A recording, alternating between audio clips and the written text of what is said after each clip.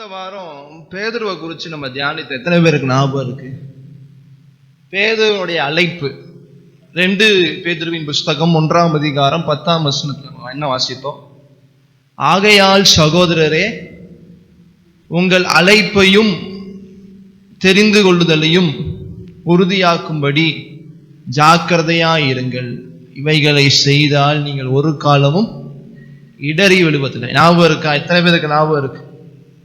ஞாபகம் இருக்கு. சரி, அப்ப நம்ம என்ன பார்த்தோம்? பேதுரு எப்படி அழைத்தார்? பேதுரு அழைக்கிறதுக்கு முன்னாடி யாரோட சீஷனா இருந்தாரு? யோவானுடைய சீஷனா இருந்தார். ஏசப்பாவுடைய சீஷர் கிடையாது.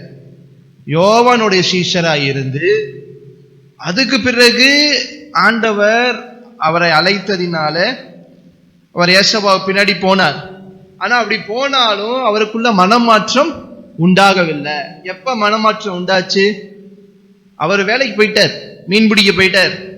மீன் பிடிக்க போனாலும் ஒரு நாள் ராத்திரி முழுக்க பிரயாசப்பட்டு ஒரு மீன் கூட என்ன பண்ணவே இல்லை, அகப்படவே இல்லை. அப்ப ஏசப்பா வர்றாரு, வலைகளை போடுங்கிறாரு. உடனே படகுகள் அமிழ்ந்து போகத்தக்க ஆண்டவர் என்ன செய்கிறாரு? மீன்களை பிடிக்க வைக்கிறாரு. உடனே அப்போதான் பேதுனுடைய மனம் கசந்து, ஆண்டவரே நான் பாவியப்பா என்று சொல்லி அழுது என் பக்கத்துல நீங்க வராதீங்க அப்படின்னு சொல்றான். உடனே ஆண்டவர் சொல்றாரு, உன்னை மீன்களை பிடிக்கிறவனா இல்ல, மனுஷரை பிடிக்கிறவர்களாக மாற்றுவேன். அப்ப இதெல்லாம் நம்ம போன வாரம் நம்ம பார்த்தோம். பேதுருடைய அழைப்பை பார்த்தோம். சீஷர்களை ஒருவராய் பேதுரு மாறினார் என்று பார்த்தோம். அதுக்கு பிறகு இந்த அழைப்பை பெற்றதான பேதுரு எப்படி அப்படியே அந்த அழைப்பிலிருந்து வீழ்ந்து போனார், எப்படி அந்த அழைப்பை அவர் அறிந்து கொள்ளாமல் எப்படி வீழ்ந்து போனார்னு பார்த்தோம். என்ன செய்தார்? ஏசப்பா சொல்றாரு, நீ 3 தடவை சேவல் கூவதற்கு முன்பாக நீ என்ன பண்ண போகிற? மறுதளிக்க போகிற. அப்ப பேதுரு சொன்ன டயலாக் என்ன? பேதுரு என்ன சொன்னாரு? எனக்கு மரணமே வந்தா கூட பரவாயில்ல, மரணமே வந்தாலும் நான் உங்களை மறுதளிக்கவே மாட்டேன் அப்படின்னு சொன்னார். அப்படி சொல்லிட்டு தொடர்ச்சியா அந்த 26ஆம் அதிகாரத்தில் வாசிக்கும் போது வாசித்தோம், ஏசப்பா தன்னுடைய வாழ்க்கையில மிகுந்த மோசமான ஒரு சூழ்நிலை. என்ன சூழ்நிலை? கெத்செமனி தோட்டத்துல இரத்த வேர்வை சிந்தி ஆண்டவர் பிதாவின் சித்தத்தை செய்வதற்கு போராடி கொண்டிருக்கிறார். அவருடைய மாம்சம் போராடுகிறது. அப்படி போராடும் பொழுது ஆண்டவர் யாரை கூட்டிட்டு போயிருக்கிறார்? பேதுருவையும் செபதேயின் குமார் 2 பேரையும் கூட்டிட்டு போயிருக்கிறார். அப்ப ஆண்டவர் அங்க உயிரை கொடுத்து அங்க ஜெபம் பண்ணிட்டு இருக்கிறாரு. இங்க பேதுரு என்ன பண்ணிட்டு இருக்கிறாரு? தூங்கிட்டு இருக்கிறார். அப்ப கொஞ்ச வசனங்களுக்கு முன்னாடி நான் மரிக்க கூட தயார் என்று சொன்னதான பேதுரு ஒரு ஜெபத்துல கூட என்ன பண்ணல? ஏசப்பாவை தாங்கல, கூட சப்போர்ட் பண்ணல. அதுவும் ஏசப்பாவுக்கு மிகுந்த கெத்செமனி அனுபவம் என்று சொல்லும் பொழுது அவருடைய வாழ்க்கையின் மிகுந்த போராட்டமான ஒரு நேரம். அவர் ஒரு முறை ஜெபம் மட்டும் 2வது முறையும் அவர் ஜெபித்தார்னு வேதத்துல வாசிக்கிறோம். மத்தேயு 26:42 அவர் மறுபடியும் 42 அவர் மறுபடியும் 2ஆம் தரம் போய், என் பிதாவே, இந்த பாத்திரத்தில் நான் பானம் பண்ணக்கூடிய இது என்னை விட்டு நீங்க கூடாகிதில் உம்முடைய சித்தத்தின்படியே ஆக கடவுது என்று ஜெபம் பண்ணினார். அப்ப மிகுந்த ஒரு மோசமான சூழ்நிலை. பேதுரு கூட இல்லை. ஆனா இப்ப ஏசப்பா புடிச்சிட்டு போறாங்க. மல்கூஸ் என்றதான ஒரு நபர் வராரு. அப்ப போய் என்ன பண்ணிவிட்டாரு? காதை வெட்டி விட்டாரு. அப்ப ஏசப்பா எதுக்கு அவரை கூட்டிட்டு போயிருந்தாரு? ஜெபிக்கிறதற்கு, போராடி ஜெபிப்பதற்கு. ஏசப்பா கூட இருந்து ஜெபித்து உதவி செய்வதற்கு கூட்டிட்டு போனா இவர் என்ன செய்தார்? பட்டயத்தை வைத்து காதை விட்டுட்டார். அப்ப அதற்கு என்ன அர்த்தம்? ஏசப்பா ஒரு ஆவிக்குரிய யுத்தத்திற்கு பேதுருவை அழைத்து கொண்டு போனார். ஆனா பேதுருவோ பட்டயத்தினால மாம்சத்தோடு இருக்கிறதான யுத்தத்துல, மாம்சத்தோடு இருக்கக்கூடியதான காரியத்துல அவர் போய்விட்டார். அப்படி சோர்ந்து போய்விட்டார். அந்த அழைப்பு அவர் சரியா புரிஞ்சுக்கல. நமக்கோ மாம்சத்தோடும் இரத்தத்தோடும் போராட்டம் கிடையாது, யுத்தம் கிடையாது. அதை ஒழுங்காய் புரிந்து கொள்ளவில்லை. இப்படி இந்த சம்பவம் நடந்து முடிக்கிறது. பேதுரு அதே போல அந்த காலை பொழுது அந்த சேவல் கூவுதலுக்கு முன்பாகவே 3 முறை ஆண்டவரை மறுதளித்து விடுகிறார்.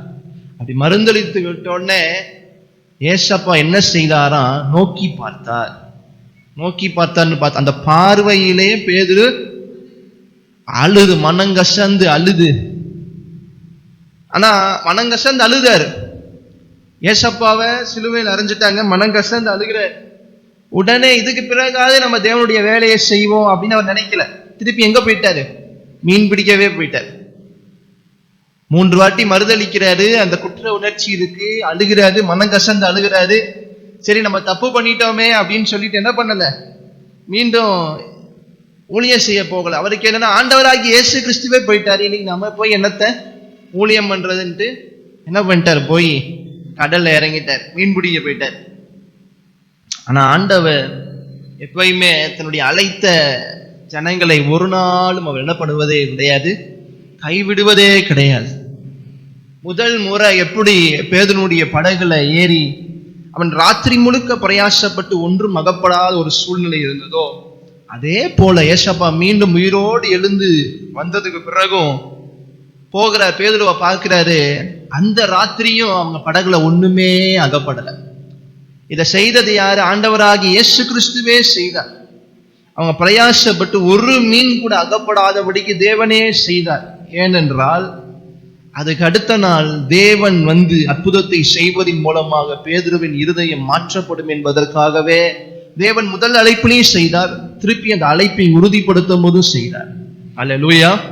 ஆனா திருப்பி அழைப்பை உறுதிப்படுத்தும் பொழுது, நீ என் ஜனங்களுக்கு அவனை மீன் பிடிக்கிறவர்களாய் இருக்கிறவனை மனுஷரை பிடிக்கிறவர்களாய் மாத்திரமல்ல, என் நிமித்தமாக என்ன பண்ண போகிற, ரத்தம் சிந்த போகிற, ரத்த சாட்சியாய் மரிக்க போகிற. அல்லேலூயா. ஆனா பழைய பேதுருவா இருந்தா என்ன செஞ்சிருக்கணும், திரும்ப ஓடி இருந்திருக்கணும். ஆனால் அந்த 2வது அழைப்பை பெற்றுக்கொண்டதான், அதை உறுதி செய்ததான பேதுரு அப்போஸ்தலர் நடவடிக்கைகள் என்னென்ன காரியங்கள்லாம் செய்தார்னு நம்ம பார்த்தோம். 2000 பேர், 3000 பேர், 5000 பேர் என்று சொல்லி தைரியமாய் தேவனுடைய வசனத்தை அவர் பேசினார் என்று பாருங்கள். வெள்ளியோ பொண்ணோ எங்களிடத்துல இல்ல, இயேசு கிறிஸ்துவின் நாமத்தினால எழும்பி நட என்று சொல்லும் பொழுது அந்த முடவன், பிறவிலிருந்து கூடியதான முடவன் அவன் எழுந்து நடக்கிறதை பார்க்கிறோம். அதே போல 4ஆம் அதிகாரத்துல சிறைச்சாலையில தூக்கி போடுறாங்க. சிறைச்சாலையில தூக்கி போடும் போது பயந்து கொண்டிருக்கிறதான பேதுரு கிடையாது. 4ஆம் அதிகாரம் அப்போஸ்தலர் நடவடிக்கைகள் 4ஆம் அதிகாரம் 12ஆம் வசனத்துல தெள்ளத் தெளிவாய் தைரியமாய் பேசுறாரு. அவராலே அன்றி வேறு ஒருவராலும் ரட்சிப்பு இல்லை, நாம் ரட்சிக்கப்படும்படிக்கு வானத்தின் கீழெங்கும் மனுஷருக்குள்ளே அவருடைய நாமமே அல்லாமல் வேறொரு நாமம் கட்டளையிடப்படவும் இல்லை என்றார். அல்லேலூயா. தைரியமாய் பேச தொடங்கினார். இதே 4ஆம் அதிகாரம் கடைசி வசனத்தை வாசித்தா உங்களுக்கு தெரியும். 4:31 போடுங்க, 31, 32 போடுங்க பாருங்க. அவர்கள் ஜெபம் பண்ணின பொழுது அவர்கள் கூடியிருந்த இடம் அசைந்தது. அவர்கள் எல்லாம் பரிசுத்த ஆவியினால் நிரப்பப்பட்டு தேவ வசனத்தை தைரியமாய் சொன்னார்கள். அல்லேலூயா. தைரியமாய் தேவனுடைய வார்த்தையை சொன்ன பேதுருவாய் ஆண்டவர் மாற்றினார். இதுக்கு பிறகு 5ஆம் அதிகாரத்துல திரும்ப 12ஆம் வசனத்துல நீங்க வாசித்தீங்கன்னா, திரும்ப அப்போஸ்தலர்களையோ நிறைய பேர் என்ன செய்கிறாங்க, தூக்கி சிறைச்சாலையில திருப்பியும் தூக்கி போடுறாங்க. ஆனா திருப்பியும் பயப்படல, திருப்பியும் பயந்து போகல. சிறையில தூக்கி போட்டாலும் மீண்டும் பேதுரு அந்த சிறைச்சாலையில இருந்து வெளியில வருகிறார். அல்லேலூயா. அதுக்கு பிறகு முதலாவது ஃபர்ஸ்ட் டைம் ஏசப்பா யோவான் சீஷனா இருந்த பேதுருவை பார்த்தபோது என்ன சொன்னார், நீ கேபா, கேபா என்றால் பேதுரு, பேதுரு என்றால் பாறை அப்படின்னு சொன்னார். அதை மீண்டும் மத்தேயு 16ஆம் அதிகாரம் 18ஆம் வசனத்துல நம்ம வாசிக்கும் பொழுது, மத்தேயு, நீ பேதுருவாய் இருக்கிறாய், இந்த கல்லின் மேல் என் சபையை கட்டுவேன், பாதாளத்தின் வாசல்கள் அதை மேற்கொள்வதில்லை. அப்ப கத்தோலிக்க ஜனம் என்ன இப்போதைக்கு என்ன சொல்லிட்டு இருக்கிறாங்க, பேதுரு தான் முதல் போப்பு, பேதுரு மேலதான் சபை கட்டப்பட்டிருக்கு, பேதுரு தான் சபையின் தலைவர் அப்படி சொல்லி கொண்டிருக்கிறாங்க. ஆனா அது உண்மை கிடையாது. இயேசு தான் சபையின் தலைவர், அவர் தான் அவர் தான் மூளைக்கு அஸ்திவாரமா இருக்கிறார். அப்படி இருக்கும் பொழுது இங்க ஆண்டவர் சொல்லுகிறதான காரியம் என்ன, பேதுரு மூலமாய் சபை கட்டப்படும். ஆரம்ப சபை பேதுரு மூலமாய் ஆரம்பித்து என்ன பண்ணப்படும், கட்டப்படும். அதை நிறைவேற்றுவதற்காகவே ஏசப்பா என்ன செய்தார், அப்போஸ்தலர் நடவடிக்கை 1ஆம் அதிகாரத்திலிருந்து 9ஆம் அதிகாரம் வரைக்கும் வெறும் யூதர்களுக்கு மாத்திரம் சென்று கொண்டிருந்ததான சுவிசேஷம். அப்போஸ்தலருடைய 2ஆம் அதிகாரத்துல கூட 120 பேர்களும் யூதர்களாய் இருந்த நேரத்திலும் கூட ஆண்டவர் என்னுடைய வீடு அது சகல ஜனங்களுக்கும், யூதர்களுக்கு மாத்திரமல்ல சகல ஜனங்களுக்கும் அது ஜெப வீடு அப்படின்னா எல்லா தேசத்து எல்லா ஜனங்களுக்கு, இந்த பூமியில பிறக்கிறதான எல்லா ஜனத்திற்கும் அது ஜெப வீடா இருக்கும். அப்ப அப்படி மாற்ற வேண்டும் என்றால் புறஜாதி என்ன பண்ணப்பட வேணும்? ரட்சிக்கப்படணும். அப்ப ஆண்டவர் என்ன செய்கிறார்? இந்த கல்லின் மேல் என் சபையை கட்டுவேன், பாதாளத்தின் வாசல்கள் இதை மேற்கொள்ள முடியும். அப்ப சபையை கட்டணும்னா யூதர்கள் இருக்கபடியே புறஜாதிகளும் இந்த சபைக்குள்ள வர வேண்டும், எல்லா ஜனங்களும் வர வேண்டும். அதற்காகவே தேவன் என்ன செய்தார்? கொர்நேலியு என்கிறதான தேவனுக்கு பயந்ததான ஒரு மனுஷனை ஆண்டவர் தெரிந்தெடுக்கிறார். அல்லேலூயா. தெரிந்தெடுத்து என்ன நடக்குது? பேதுரு மாடியில படுத்து கொண்டிருக்கும் பொழுது ஆண்டவர் தரிசனத்தின் மூலமாய் பேதுருவோடு பேசுகிறார். என்ன பேசுகிறார்? அசுத்தமான மிருக 4 கால்கள் கொண்ட மிருக ஜீவன்லாம் காமிச்சு இதை அடித்து புசி அப்படின்னு சொல்றேன். அப்ப அதற்கு என்ன அர்த்தம்? சாப்பிடுவதல்ல, அந்த மிருக ஜீவன்களை அடித்து புசிப்பதல்ல. அது எல்லாத்தையும் நோவா காலத்துக்கு பிறகே தேவன் கொஞ்சம் மாற்றங்கள் கொண்டு வந்து விட்டார். ஆனா இஸ்ரேல் ஜனங்களுக்கு அவர் என்ன பண்ணியிருந்தார்? எதை சாப்பிட வேண்டும், எதை சாப்பிடக்கூடாது என்று சொல்லி லேவியராகமத்தில் ஆண்டவர் சொல்லி வைத்திருந்தார். ஆனா அதை குறிச்சு இங்க ஆண்டவர் பேசல. இங்க ஆண்டவர் சொன்ன வந்ததான காரியம், புறஜாதிகளை ஒதுக்க வேண்டாம், புறஜாதிகளை நீங்கள் தேவன் அற்றவர்கள் என்று நீங்க என்ன பண்ண வேண்டாம், அவங்க மத்தியில் ஊழியம் செய்யாமல் இருக்க வேண்டாம். நீ புறஜாதி ஆகிய கொர்நேலியு வீட்டுக்கு போய் என்ன பண்ணு? சுவிசேஷத்தை சொல்லு. அதே போல அந்த சத்தத்தை கேட்டதான பேதுரு போறாரு, அங்க தேவனுடைய வார்த்தையை தைரியமா பேசுறாரு. அந்த 10ஆம் அதிகாரம் 42 இருந்து கூட போடுங்க, 10:42 இருந்து கொடுங்க. அன்றியும் அவரே உயிரோடு இருக்கிறவர்களுக்கும் மரித்தவர்களுக்கும் தேவனால் ஏற்படுத்தப்பட்ட நியாயாதிபதி என்று ஜனங்களுக்கு பிரசங்கிக்கவும் சாட்சியாக ஒப்புவிக்கவும் அவர் எங்களுக்கு கட்டளையிட்டார். அவரை விசுவாசிக்கிறவன் எவனோ அவன் அவருடைய நாமத்தினாலே பாவ மன்னிப்பை பெறுவான் என்று தீர்க்கதரிசிகள் எல்லாராலும் அவரை குறித்தே சாட்சி கொடுக்கிறார்கள் என்றான். இந்த வார்த்தை பேதுரு பேசிக்கொண்டிருக்கையில் வசனத்தை கேட்டவர்கள் யாவரும் பரிசுத்த ஆவியானவர் இறங்கினார். அவர்கள் பல பாஷைகளில் பேசுகிறதையும் தேவனை புகழ்கிறதையும் பேதுருவோடு கூட வந்திருந்த விருத்த சேதனம் உள்ள விசுவாசிகள் கேட்ட பொழுது பரிசுத்த ஆவியின் வரம் புறஜாதிகள் மேலும் பொழிந்திருக்கப்பட்டதை குறித்து பிரமித்தார்கள். இவ்வளவு நாள் 120 பேர் மேல் வீட்டு அறையில பல பாஷைகள்ல பேசும் பொழுதே சுற்றி இருந்த ஜனங்களை எல்லாத்தையும் எப்படி இருந்துச்சு? அப்போஸ்தலர் 2ஆம் அதிகாரத்துல 120 பேர் மேலே ஏறி, மரியாதை முதற்கொண்டு ஏசப்பாவுடைய சீஷர்கள் முதற்கொண்டு 120 பேர் மேலே ஏறி பரிசுத்த ஆவியானவர் நிரம்புறாருல்ல, பலவிதமான பாஷைகளை பேசுறாங்கல்ல. அப்பவே சுற்றி இந்த ஜனத்துக்குலாம் எப்படி இருந்தது? கலக்கமா இருந்துச்சு, ஆச்சரியமா இருந்துச்சு. ஆனா யூதர்கள் தான் அவங்க. யூதர்கள் பேசும் போதே அவங்களுக்கு கலக்கமானச்சு, ஆச்சரியம் உண்டாச்சு. எப்படி இவங்க இவ்வளவு பாஷைகள் பேசுறாங்க, எப்படி இவங்க வித்தியாசமான மொழிகள் எல்லாம் பேசுறாங்க அப்படின்னு சொல்லி ஆச்சரியப்பட்டாங்க. அப்ப யூதர்களே பேசும் பொழுது அவ்வளவு ஆச்சரியம் உண்டாயிருக்குமே ஆகில், ஒன்றுமே அறியாத, இயேசுவையே அறியாத புறஜாதி கூட்டத்தார் அந்நிய பாஷையில நிரம்பி, அந்த வசனத்தை போடுங்க, பரிசுத்த ஆவியின் புறஜாதிகள் மேலும் பொழியப்பட்டத அவங்க பார்க்கும் பொழுது எந்த அளவுக்கு ஒரு பிரமிப்பு உண்டாயிருக்கும் யோசித்து பாருங்க. அல்லேலூயா. அப்ப பேதுரு மூலமாக இந்த காரியம் என்ன ஆகிறது? உண்டாகிறது. அல்லேலூயா. இதுக்கு பிறகு இந்த கல்லின் மேல் என் சபையை கட்டுவேன், பாதாளத்தின் வாசல்கள் அதை மேற்கொள்ள முடியாது. இப்ப என்ன ஆயிடுச்சு? புறஜாதிகளும் ரட்சிக்கப்பட பரிசுத்த ஆவியானவர் புறஜாதிகள் மேல அபரிவிதமாய் இறங்கி விட்டார். அல்லேலூயா. இத 11ஆம் அதிகாரத்துல நீங்க வாசிக்கும் பொழுது விருத்த சேதனம் பண்ண யூதர்கள் இதை ஏத்துக்க முடியல. அவங்களால இதை ஏத்துக்க முடியல. எப்படி புறஜாதிகள் மத்தியில எப்படி ஆண்டவர் கிரியை செய்ய முடியும் என்று சொல்லி பேதுருவோடு கூட அவங்க முறையிடுகிறதை பார்க்க முடிகிறது.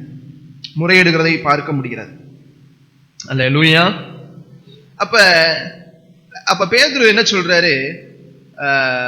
Thank you Jesus. 18ஆம் வசனத்தை 11ஆம் அதிகாரம் 17 வாசிக்கும் பொழுது, ஆதலால் கர்த்தராகிய இயேசுவை விசுவாசிக்கிற நமக்கு தேவன் வரத்தை அனுகிரகம் பண்ணுகிறது போல அவர்களுக்கும் இந்த வரத்தையே அனுகிரகம் பண்ணி இருக்கும் பொழுது தேவனை தடுப்பதற்கு நான் எம்மாத்திரம் என்றான். நம்ம யாரு பேசுவதற்கு? ஏசப்பா தேவனே, பரிசுத்த ஆவியானவரே புறஜாதிகளை முன்குறித்து அவங்க மேல இறங்கும் பொழுது நம்ம யாருப்பா அதை பத்தி பேசுறதுக்கு? அல்லேலூயா. சரி, இப்ப யூதர்களும் ரட்சிக்கப்பட்டாச்சு, புறஜாதிகள் ரட்சிக்கப்பட்டாச்சு. இப்ப இவங்களுக்கு ஒரு பேர் வைக்கணும்ல. வாசிங்க 25ஆம் வசனத்தை வாசிங்க. 25. பின்பு பர்னபா சவுலை தேடும்படி தர்சுவுக்கு புறப்பட்டு போனான். அவனை கண்டு அந்தியோகியாவுக்கு அழைத்து கொண்டு வந்தான். அடுத்த வசனத்தை போடுங்க. அவர்கள் 1 வருஷ காலமாய் சபையோட கூடியிருந்து அநேக ஜனங்களுக்கு உபதேசம் பண்ணினாங்க. முதலில் அந்தியோகியாவில் சீஷர்களுக்கு கிறிஸ்தவர்கள் என்று பெயர் வழங்கப்பட்டது. அல்லேலூயா. இப்ப யூதர்களை தான் சொல்ல முடியும், புறஜாதின்னு தான் சொல்ல முடியும். இப்ப இந்த 2 கூட்டத்தாரும் ஆண்டவராகிய இயேசு கிறிஸ்துவை ஏற்றுக்கொண்டதுக்கு இப்ப அவங்களை எப்படி அழைக்கிறதுன்னு தெரியல. அப்பதான் முதலாவது என்ன பேர் சொல்லப்படுகிறது? இவங்க கிறிஸ்தவர்கள், கிறிஸ்துவை உடையவர்கள். புறஜாதியா இருக்கட்டும், யூதர்களா இருக்கட்டும், 2 பேருமே கிறிஸ்துவை உடையவர்கள். அல்லேலூயா. கிறிஸ்துவை உடையவர்கள், கிறிஸ்துவை பின்பற்றுகிறவர்கள். அல்லேலூயா. அப்ப கிறிஸ்துவை பின்பற்றாத, கிறிஸ்துவை உடையாத யாருமே கிறிஸ்தவனே கிடையாது. இன்னைக்கு பல சபைகளை பார்க்கலாம். மாதாந்தான் தெய்வங்கிறாங்க. அவங்க கிறிஸ்தவர்களா? கிடையவே கிடையாது. அவங்க பேரு கிறிஸ்தவர்கள். பேருக்காக. கிறிஸ்துவை உடையவன் தான் கிறிஸ்தவன், கிறிஸ்துவை பின்பற்றுகிறவன் தான் கிறிஸ்தவன். அல்லேலூயா. ஆனா இதை போய் நம்ம என்ன பண்ண முடியாது, வெளியில சொல்ல முடியாது. சொன்னா நம்மளை திட்டி கூடாது. நீ என்ன கிறிஸ்தவனா நம்மளை கேட்டுருவாங்க. அப்ப கிறிஸ்துவை ஏன் அவங்கள விட்டுருவோம்? சபைக்கு வருகிற ஜனமே, கர்த்தரை சேவிக்கிற ஜனமே, இயேசு அவங்களுக்குள்ள வாசம் செய்யாட்டி, இயேசுவினுடைய வார்த்தையை அவங்க பின்பற்றாட்டி அவங்க கிறிஸ்தவர்கள் கிடையாது. பேரளவுல தான் கிறிஸ்தவர்களா என்ன பண்ணி கொண்டிருக்கிறாங்க? அவங்க நடந்து கொண்டிருக்கிறாங்க. அல்லேலூயா. சரி, இது வரைக்கும் நம்ம என்ன பண்ணோம்? இதெல்லாம் நம்ம போன வாரமே நம்ம என்ன பண்ணோம்? பார்த்தோம். அப்பவே சொன்னேன், இந்த அழைப்பு, பேதுருடைய அழைப்பு மாபெரும் அழைப்பு. அந்த அழைப்பை இருந்து வீழ்ந்து போய் அவர் மீண்டும் ஆண்டவர் அவரை தூக்கி நிறுத்தினார் என்று பார்த்தோம். இப்ப இந்த பேதுரு தான் 2 பேதுருவின் புஸ்தகத்துல என்ன 1ஆம் அதிகாரம் 10ஆம் வசனத்துல அவர் இவ்வளோ காரியங்கள் அவர் வாழ்க்கையில நடந்ததுனால அவர் என்ன சொல்றாரு? உங்கள் அழைப்பையும் தெரிந்து கொள்ளுதலையும் உறுதியாக்கும்படி ஜாக்கிரதையா இருங்க. எனக்கு நான் என்னென்னலாம் பண்ணி போய், எப்படிலாம் என் அழைப்புல இருந்து தோத்து போய் விழுந்து போய் எந்திரிச்சு வந்து நான் என்ன பண்றேன், உங்களுக்கு அட்வைஸ் பண்றேன். எப்பயுமே நம்ம என்ன செய்வோம்?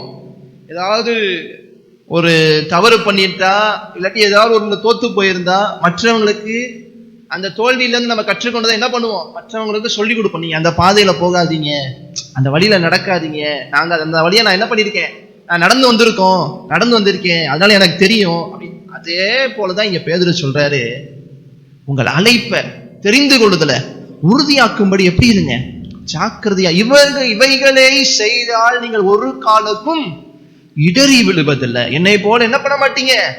இடறி விழுந்து அவரை மிகுந்த கிருபையினால் ஏசப்ப என்ன பண்ணிட்டார்? என்னைய தூக்கி எடுத்துட்டார். அது போல நீங்கள் என்ன செய்யறாதீங்க? இடறி விழுந்துராதீங்க அப்படின்னு சொல்றார். அப்ப அந்த நிருபத்தை அவர் எழுதும் பொழுது இந்த 1 பேதுரு 2 பேதுரு யார் தான் எழுதுறா?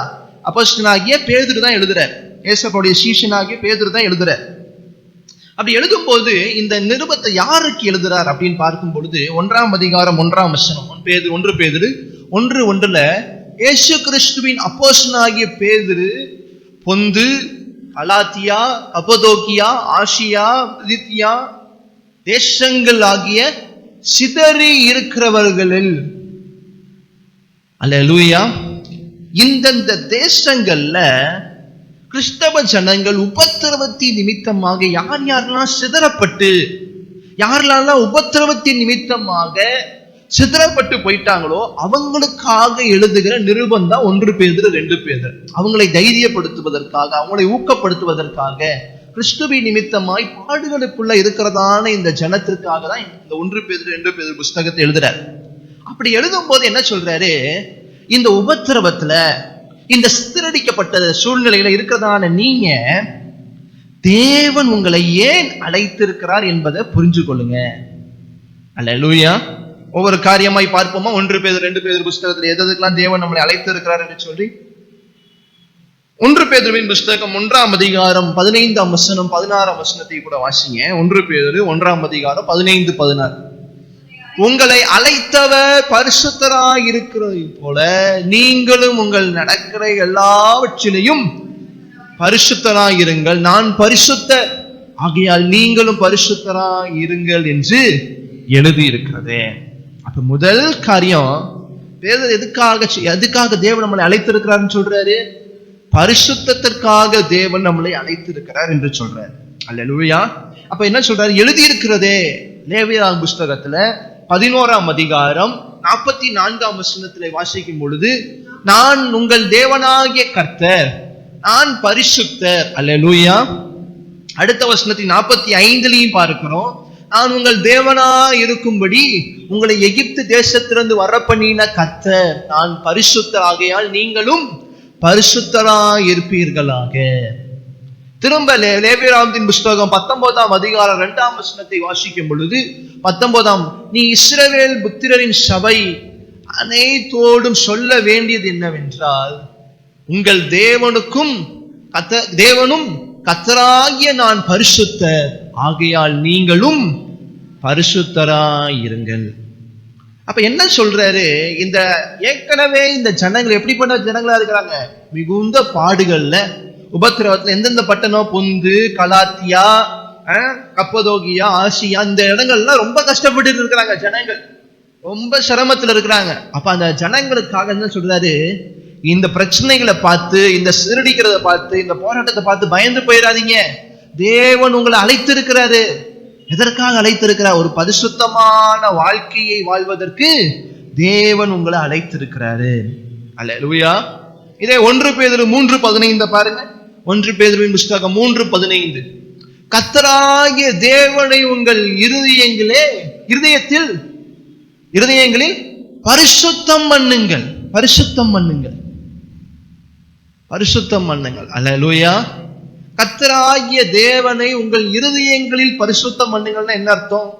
உங்கள் இருதயம் பரிசுத்தத்தோடு இருக்க வேண்டும். உங்கள் இருதயத்தை நீங்க பரிசுத்தத்தோடு காத்துக்கொள்ள வேண்டும். அல்லேலூயா. எல்லாமே பேதுரு தான் எழுதுற. இப்ப நம்ம பேதுரு அழைப்பை பற்றி பேசும் பொழுது வீழ்ச்சியாய் விழுந்த பேதுரு கிடையாது. அழைப்புல உறுதியாய் நின்று தோத்து போனாலும் மீண்டு எழுந்து வந்ததான பேதுரு தான் இந்த நிருபத்தை எழுதுகிறார். அல்லேலூயா. அப்ப இந்த அழைப்பை குறித்து சொல்லும் போது முதலாவது காரியம், ஆண்டவர் நம்மளை பரிசுத்தத்துக்கு அழைத்திருக்கிறார். அல்லேலூயா. நீங்க மற்ற நிருபங்களையும் இந்த வார்த்தைகள் நீங்க பார்க்க முடியும். 1 தெசலோனிக்கேயர் 4ஆம் அதிகாரம் 3ஆம் வசனம், அதே போல 7ஆம் வசனம், 3ஆம் வசனம் போடுங்க. நீங்கள் பரிசுத்தம் உள்ளவர்களாக இருக்க வேண்டும் என்பதே தேவனுடைய சித்தமா இருக்கிறது. சித்தமா. இதில் 7ஆம் வசனத்தை போடுங்க. 4:7. தேவன் நம்மளை அசுத்தத்துக்கு அல்ல பரிசுத்தத்துக்கே அழைத்திருக்கிறார். அல்லேலூயா. பரிசுத்தம் இல்லாமல் தேவனை ஒருவனும் தரிசிக்க முடியாது. எபிரேயர் 12ஆம் அதிகாரம் 14ஆம் வசனத்துல வாசிக்கிறோம். எபிரேயர் 12:14. அப்ப ஒரு காரியம் நமக்கு நன்றாய் புரிகிறது. எவ்வளவு பிரச்சனைகள், போராட்டங்கள், சூழ்நிலைகள் எல்லாம் வந்தாலும் நெருக்கடியில உங்க பரிசுத்தத்தை காத்துக்கொள்ளுங்க. ஏன்னா அதுக்காண்டிதான் உங்களை தேவன் அழைத்திருக்கிறார் என்று பேதுரு சொல்றார். அல்லேலூயா. சரி, 2வது காரியம், ஏன் தேவன் நம்மளை அழைத்திருக்கிறார்? 1 பேதுருவின் புஸ்தகம் 2ஆம் அதிகாரம் 9ஆம் வசனத்தை கூட வாசிக்கும் பொழுது, நீங்களோ உங்களை அந்தகாரத்தினின்று தம்முடைய ஆச்சரியமான ஒளியிடத்திற்கு வரவழைத்தவருடைய புண்ணியங்களை அறிவிக்கும்படி தெரிந்து கொள்ளப்பட்ட சந்ததியாகியும் ராஜரீகமான ஆசாரிய கூட்டமாயும் பரிசுத்த ஜாதியுமாயும் அவருக்கு சொந்தமான ஜனமாயும் இருக்கிறீங்க. எங்க இருந்து தேவன் உங்களை அழைத்திருக்கிறாரா? அந்தகாரத்தின் இருளிலிருந்து ஆச்சரியமான ஒளியின் இடத்திற்கு உங்களை அழைத்திருக்கிறார். அல்லேலூயா. இதை இன்னும் தெளிவாய் சொல்லப்படும், வரவழைத்திருக்கிறார். அழைத்திருக்கிறாரை இன்னொரு படி மேல வரவழைத்திருக்கிறார். உங்களை வர வச்சுட்டார். உங்களை அழைத்தது, அழைப்புனா கூப்பிடுறது, காலிங். ஆனா வரவழைக்கிறது அந்த அழைப்புல இருந்து உங்களை என்ன பண்ணிருக்காரு? கூட்டிட்டே வந்துடுறார், வர வச்சிடுறார். அல்லேலூயா. அப்ப எப்படி ஆண்டவர் நம்மளை மாற்றி இருக்கிறாரா? அவரை அறிவிக்கும்படிக்கும் தெரிந்து கொள்ளப்பட்ட சந்ததி, ராஜாரியமான ஆசாரிய கூட்டம், பரிசுத்த ஜாதி, அவருக்கு சொந்தமான ஜனம். சும்மா அழைக்கல, சும்மா நம்மளை கூப்பிட்டு வச்சுட்டு நம்ம ஏமாத்தல. ஆண்டவர் நம்மளை ஒரு பரிசுத்த ஜனமாக, அவருக்கு சொந்த ஜனமாக நம்ம வாசிக்கிறோம் இல்லையா? யாத்ராமத்தின் புஸ்தகம் 19ஆம் அதிகாரம் 6ஆம் வசனத்துல வாசிக்கும் பொழுது, இஸ்ரேல் தேசம் மட்டும்தான் பாருங்க, நீங்கள் எனக்கு ஆசாரிய ராஜ்யம் பரிசுத்த ஜனமாய் இருப்பீர்கள் என்று நீ இஸ்ரவேல் புத்திரரோட சொல்ல வேண்டிய வார்த்தைகள் என்றார்.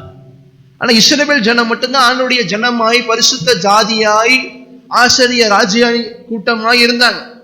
ஆனா இப்ப எல்லாரையும் ஆண்டவர் என்ன பண்ணிட்டாரு?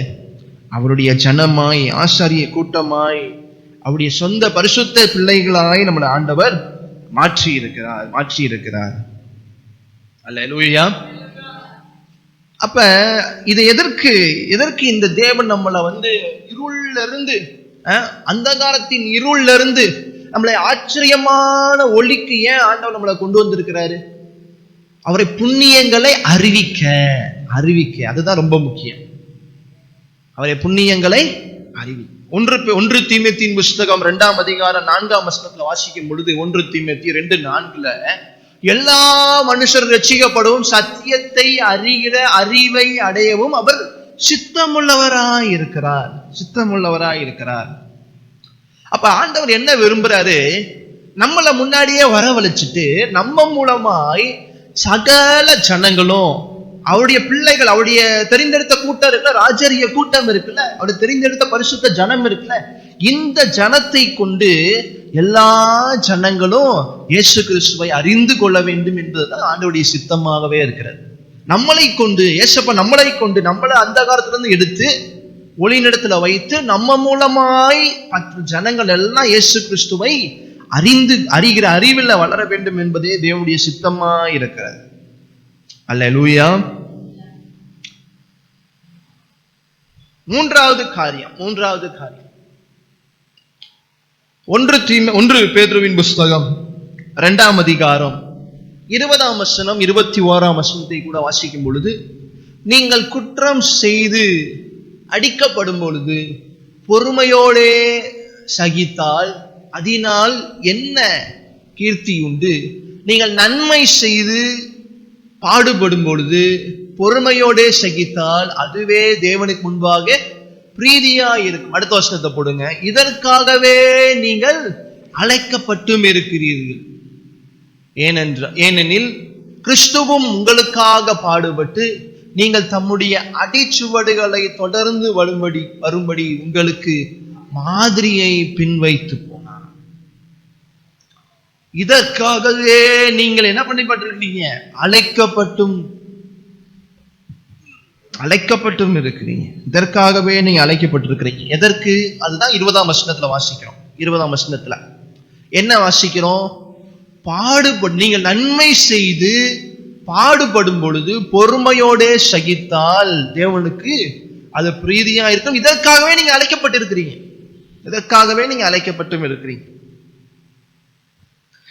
இதை தொடர்ச்சியாய ஆண்டவர் சொல்றார் பேதுரு மூலமாக. 1 பேதுரு 2:15 வாசிக்கும் போது பாருங்க, நீங்கள் நன்மை செய்கிறதினாலே புத்தீன மனுஷனுடைய அறியாமையை அடக்குவது தேவனுடைய சித்தமாயிருக்கிறது. 3:17 வாசிங்க. 3:17 தீமை செய்து பாடு அனுபவிப்பதை பார்க்கிலும் தேவனுக்கு சித்தமானால் நன்மை செய்து பாடு அனுபவிப்பதே மேன்மையா இருக்கும். இதெல்லாம் யாருங்க சொல்றா? இதெல்லாம் யாருங்க சொல்றா? பேதுரு, தேவனை மறுதலித்ததான பேதுரு சொல்றாரு. இப்ப என்ன சொல்றாரு? ஜீவனையே கொடுப்பேன் என்று சொல்லி ஆண்டவரை மறுதலித்ததான பேதுரு இப்ப ஆண்டவருக்காக நீங்க பாடுபடுவது நல்லதுப்பா, ஆண்டவருக்காக நீங்க பாடுபட வேண்டும். தீமை செய்து நீங்க பாடு அனுபவிப்பதை பார்க்கிலும் தேவனு சித்தமானால் நன்மை செய்து பாடு அனுபவிப்பதே மேன்மையா இருக்கும். அதுதான் மேன்மையா இருக்கும். அல்லேலூயா. திரும்ப இந்த காரியத்தை சொல்றார் பேதுரு 4ஆம் அதிகாரம் 2ஆம் வசனத்துல வாசிக்கும் பொழுது, ஏனென்றால் மாம்சத்தில் பாடுபடுகிறவன் இனி மாம்சத்தில் இருக்கும் காலம் வரைக்கும் மனுஷனுடைய இச்சையின்படி பிழைக்காமல் தேவனுடைய சித்தத்தின்படியே பிழைக்கத்தக்கதாக பாவங்களை விட்டு ஓடியிருப்பான். 19ஆம் வசனத்திலையும் பார்க்கிறோம். 19ஆம் வசனம் 4:19 ஆகையால் தேவனுடைய சித்தத்தின்படி பாடு அனுபவிக்கிறவர்கள் நன்மை செய்கிறவர்களாய் தங்கள் ஆத்துமாக்களை உண்மையுள்ள சிருஷ்டி கர்த்தாவாகிய அவருக்கு ஒப்பு கொடுக்க கடவர்கள். அப்ப இதுல எல்லாத்துலயும் ஒரே ஒரு காரியத்தை மீண்டும் என்று சொல்லி வர, தேவனுடைய சித்தம் என்ன? நன்மை செய்து பாடு அனுபவிப்பது. நம்ம எத்தனாவது வசனத்துல 2:21 வாசித்தோம். இதற்காகவே தேவன் உங்களை அழைத்தும் இருக்கிறார், தேவனால அழைக்கப்பட்டும் இருக்கிறீர்கள் என்று நம்ம வாசித்தோம். அப்ப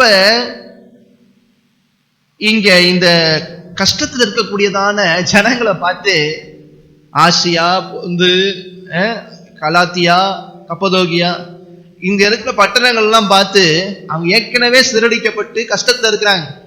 பேதுரு நிருபத்தில் எழுதுறாரு, இதுக்கு தான் தேவன் உங்களை அழைச்சிருக்கிறாரு, உங்களை கஷ்டப்படுறதுக்கு தான் தேவன் என்ன பண்ணியிருக்கிறாரு, உங்களை அழைச்சிருக்கு. அப்ப இதை வாசிக்கும் போது அவங்களுக்கு எப்படி இருந்திருக்கு? நாங்களே கஷ்டத்துல இருக்கிறோம், இந்த கஷ்டத்துல இருக்கிறதுக்கு தான் தேவன் எங்களை என்ன பண்ணியிருக்கிறாரு, அழைச்சிருக்கிறாருன்னு வேற என்ன பண்ணியிருக்கிறார் பேதுரு எழுதியிருக்கிறாருன்னு நினைச்சிருப்பாங்க. ஆனா அதன் மூலமாய் இருக்கக்கூடியதான அதுதான் நல்லது, இதுதான் தேவனுடைய பாதை, இதுதான் தேவன் நமக்கு வைத்ததான அழைப்பு என்பதை அவங்களுடைய பாடுகள் மத்தியில பேதுரு உறுதிப்படுத்துகிறார். நீங்க பாடுகள் மத்தியில போய்கொண்டு நன்மை செய்து நீங்க பாடு அனுபவிக்கிறீங்களா? இதுதான் தேவன் சித்தம், இதுதான் தேவ அழைப்பு உங்க வாழ்க்கையில, அதனால நீங்க கலங்காதீங்க என்று சொல்லிதான் பேதுரு சொல்லிக்கொண்டே இருக்கிறார். முதல் காரியம், தேவன் நம்மளை பரிசுத்தத்துக்கு அழைத்திருக்கிறார். தேவன் நம்மளை இருளின் அந்தகாரத்திலிருந்து ஆச்சரியமான ஒளிக்கு எதற்காக? அவருடைய புண்ணியங்களை அறிவிப்பதற்காக நம்மளை அழைத்திருக்கிறார். நன்மை செய்து பாடு அனுபவிக்க நம்மளை அழைத்திருக்கிறார். அடுத்து 1 பேதுருவின் புஸ்தகம் 3ஆம் அதிகாரம் 9ஆம் வசனத்தை வாசிக்கும் பொழுது, தீமைக்கு தீமையும் உதாசீனத்துக்கு உதாசீனத்தையும் சரி கட்டாமல் அதற்கு பதிலாக நீங்கள் ஆசீர்வாதத்தை சுதந்திரித்துக் கொள்ளும்படி அழைக்கப்பட்டவர்களாக இருக்கிறீர்கள் என்று அறிந்து ஆசீர்வதியுங்கள். 4வது காரியம், எதற்கு தேவன் நம்மளை அழைத்திருக்கிறார்? ஆசீர்வாதத்தை சுதந்திரித்துக் கொள்ள நம்மளை அழைத்திருக்கிறார். இப்ப நான் நம்மளே சொன்னேன்ல, அந்த ஜனங்கள் தீங்கு அனுபவிக்கிறாங்க, பாடணும், இதுதான் தேவனுடைய அழைப்பு. ஏன்னா அதன் மூலமாய் தேவன் என்ன பண்ணியிருக்கிறார், உங்களுக்கு ஒரு ஆசீர்வாதத்தை வைத்திருக்கிறார். அதாவது நான் இந்த பேதுருவனுடைய அழைப்பு ஆரம்பிக்கிறதுக்கு முன்னாகவே இந்த மகிமைன்னு எடுத்துக்கிட்டு இருந்தேன் தெரியுமா? ஒரு போன மாதங்கள்ல மகிமை என்று சொல்லி தொடர்ச்சியாய் நம்ம மகிமை என்றால், தேவனுடைய மகிமை என்றால் என்ன, தேவனுடைய மகிமைக்காகவே நீங்கள் நானும் சிருஷ்டிக்கப்பட்டிருக்கிறோம், அதெல்லாம் முன்னாடி தியானித்தோம்ல. அப்ப இந்த பேதுருவுல மகிமையை குறித்து நிறைய வசனங்கள் இருக்கு. அப்ப பாடுகளும் மகிமையும் ஒரு செய்தி எடுக்க போய் தான் எனக்கு பேதுருவுடைய அழைப்புல கொண்டு போய் விட்டுச்சது. பேதுருவுடைய அழைப்பை செய்தி எடுத்தா திரும்ப 1 பேதுரு 2 பேதுருல அழைப்புன்னு வாசிக்கும் போது இவ்வளவு அழைப்பு இருக்கு அப்படின்னு சொல்லி அதை எடுக்கும். அப்ப ஒரு செய்தி எங்கேயோ ஆரம்பிச்சு அது 2 செய்திக்கு போயிடுச்சு. ஆனா இன்னும் அந்த செய்தி நான் எடுக்கவே இல்லை. அந்த செய்தி அங்கேயே இருக்கு. அதுக்கு அந்த செய்தி எடுக்க போய் மீதி 2 செய்தியை எடுத்து உங்க மத்தியில ஆண்டவர் பேசுவதற்கு உதவி செய்கிறார்.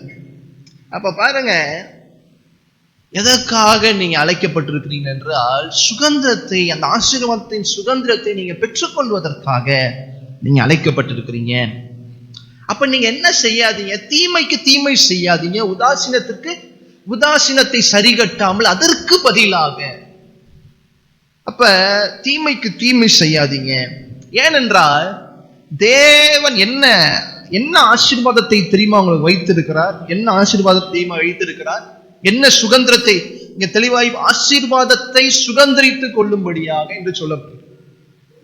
என்ன ஆசீர்வாதத்தை தேவன் வைத்திருக்கிறார் என்றால், 1 பேதுருவின் புஸ்தகம் 1ஆம் அதிகாரம் 4ஆம் வசனத்தை வாசிக்கும் பொழுது, 1 பேதுரு 1ஆம் அதிகாரம் 4ஆம் வசனத்தில் வாசிக்கும் பொழுது, அவர் இயேசு கிறிஸ்து மரித்தோரிலிருந்து எழுந்ததினாலே அழியாததும் மாசற்றதும் வாடாததுமான சுகந்தத்துக்கு ஏதுவாக.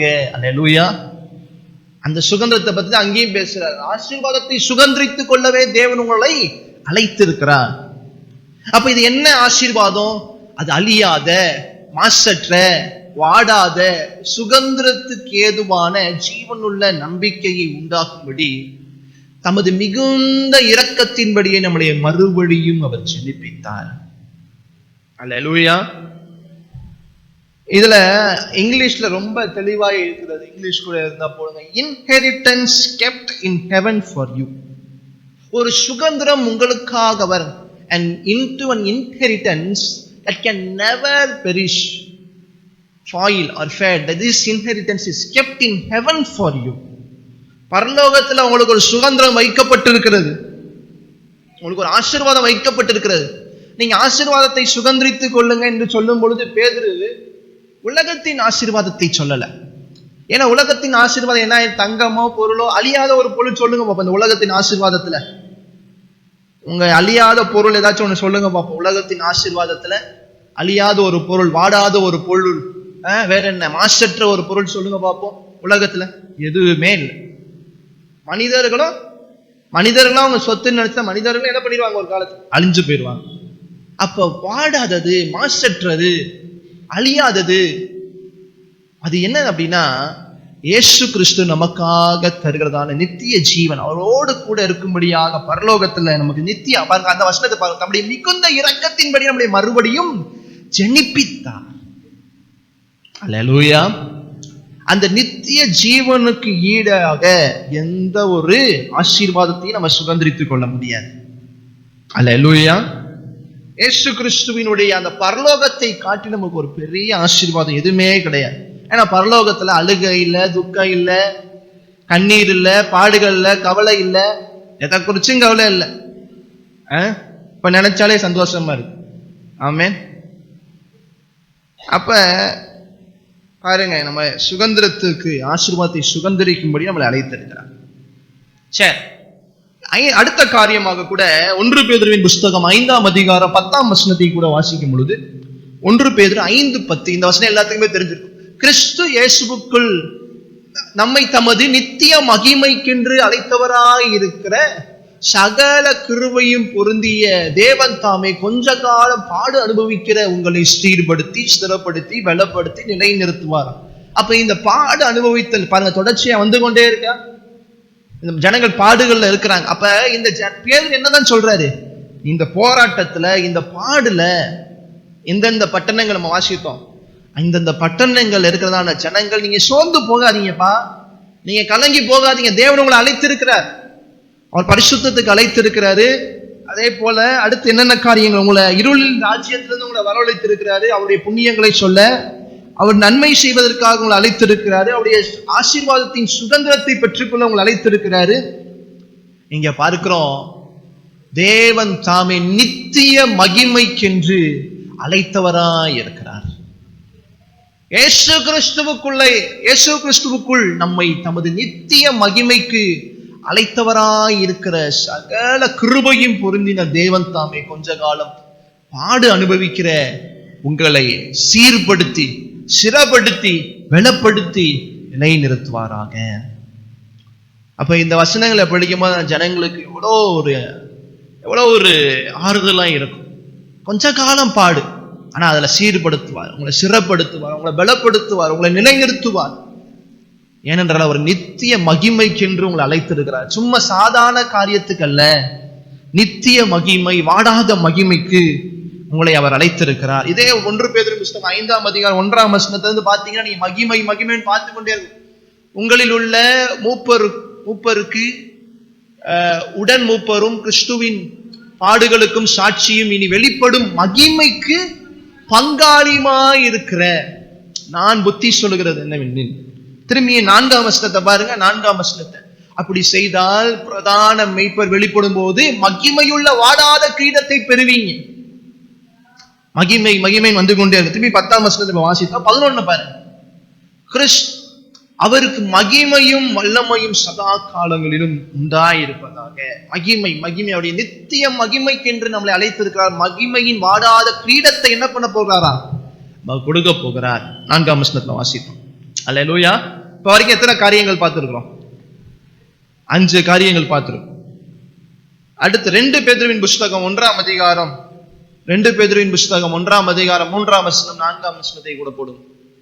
தம்முடைய மகிமையினாலும் காருண்யத்தினாலும் நம்மளை அழைத்தவரை அறிகிற அறிவினாலே ஜீவனுக்கும் தேவ பக்திக்கும் வேண்ட யாவற்றையும் அவருடைய திவ்ய வல்லமையானது நமக்கு தந்தருளின்றி இச்சையினால் இவ்வுலகத்தில் உண்டான கேட்டுக்கு தப்பி திவ்ய சுபாவத்திற்கு பங்குள்ளவர்களாய் இருக்கும் பொருட்டு மகா மேன்மையும் அருமையுமான வாக்குத்தத்தங்களும் அவராலே நமக்கு அருளப்பட்டிருக்கிறது. அல்லேலூயா. கடைசியாக 3ஆம் வசனத்தை நம்ம தெளிவாய் வாசிக்கிறோம். மகிமையினாலும் காருண்யத்தினாலும் நம்மளை அழைத்தவரை அறிகிற அறிவில, அவரை குறித்த அறிவில தேவ பக்தியில நம்ம வளர வேண்டும் என்பதற்காக, டு கால் ஃபார் காட்லி லைஃப், ஒரு பரிசுத்தமான தெய்வீக வாழ்க்கையை வாழ்வதற்கு தேவன் நம்மளை அழைத்திருக்கிறார். இதை இன்னும் தெளிவாய் சொல்ல போனா 5ஆம் வசனத்திலிருந்து வாசிக்கும் பொழுது 5ஆம் வசனத்தில் இப்படி இருக்க நீங்கள் அதிக ஜாக்கிரதை உள்ளவர்களாய் உங்கள் விசுவாசத்தோடு தைரியத்தோடு ஞானத்தோடு இச்சையடக்கத்தையும் இச்சையடக்கத்தோடு பொறுமையோடு தேவ பக்தியோடு சகோதர சிநேகத்தோடு அன்பையும் கூட்டி வழங்குங்கள். அல்லேலூயா. அப்ப என்ன, இதுதான் இதுக்காக தான் தேவன் உங்களை அழைத்திருக்கிறான்னு சொல்றார். 5ஆம் வசனத்துல வாசித்தோம் பாத்தீங்களா, என்னென்ன காரியங்கள் அதுல வருது? ஜாக்கிரதையா எதுனா விசுவாசம், அப்புறம் தைரியம், ஞானம், இச்சையடக்கம், பொறுமை, தேவ பக்தி, சகோதர சிநேகம், அன்பு, இது எல்லாத்திலையும் வலுவதற்காகவே தேவன் உங்களை என்ன பண்ணியிருக்கிறாரா? அழைத்திருக்கிறார். அல்லேலூயா, அழைத்திருக்கிறார். 8ஆம் வசனத்தை கூட போடுங்க. இவைகள் உங்களுக்கு உண்டாயிருந்து பெருகினால் உங்களை தம்முடைய கர்த்தராகிய இயேசு கிறிஸ்துவை அறிகிற அறிவிலே ஈனரும் கனியற்றோருமாய் இருக்க ஒட்டாது. அல்லேலூயா. அப்ப பழைய பேதுரு சொல்லியிருந்தா நம்ம கேட்டிருக்க மாட்டோம். ஆனா ஏன்னா பழைய பேதுரு சொன்னா, நீயே ஒழுங்கா அழைப்புல நிக்கல, நீயே போய் என்ன பண்ணிட்ட, அழைப்புல விழுந்துட்ட. ஆனா இப்ப பேதுரு சாதாரண பேதுரு கிடையாது. இரத்த சாட்சியாய் தேவனுக்காக மரித்தவர். அவர் மூலமாய் 3000 பேர் 5000 பேர் ரட்சிக்கப்பட்டாங்க. அவங்க மூலமாய் சுகம் உண்டானது. அவர்கள் மூலமாய் சபை சகல ஜனங்களுக்கும் ஜெப வீடாய் மாறினது. யூதர்களுக்கு மாத்திரமல்ல புறஜாதிகளுக்குமாகவும் மாறினது. அப்ப பேதுரு நமக்கு அட்வைஸ் பண்றாரு, உங்க அழைப்புல இப்ப 2:10 போடுங்க. 2 பேதுரு 1:10 போடுங்க. இது அடுத்த வசனம் தான். ஆகையால் சகோதரரே, உங்கள் அழைப்பையும் உங்கள் தெரிந்து கொள்ளுதலையும் உறுதியாக்கும்படி ஜாக்கிரதையா இருங்கள். இவைகளை செய்தால் உங்களுக்கு ஒரு காலமும் இடறுவது. அப்ப உங்க அழைப்புல உறுதியா இருங்க அப்படின்னு சொல்லிதான் இந்த 2 நிருபங்களை என்னென்ன சொல்றாரு, எதுக்காகலாம் தேவன் அழைத்திருக்கிறார்? உங்களை பரிசுத்தத்துக்கு அழைத்திருக்கிறாரு. உங்களை இருளின் அந்தகாரத்தின் இருளில் இருந்து ஆச்சரியமான ஒளிக்கு அவருடைய புண்ணியங்களை அறிவிப்பதற்காகவே உங்களை அழைத்திருக்கிறாரு. உங்களை நன்மை செய்து பாட அனுபவிப்பதற்காகவே உங்களை அழைத்திருக்கிறாரு. அடுத்து என்ன பார்க்கிறோம்?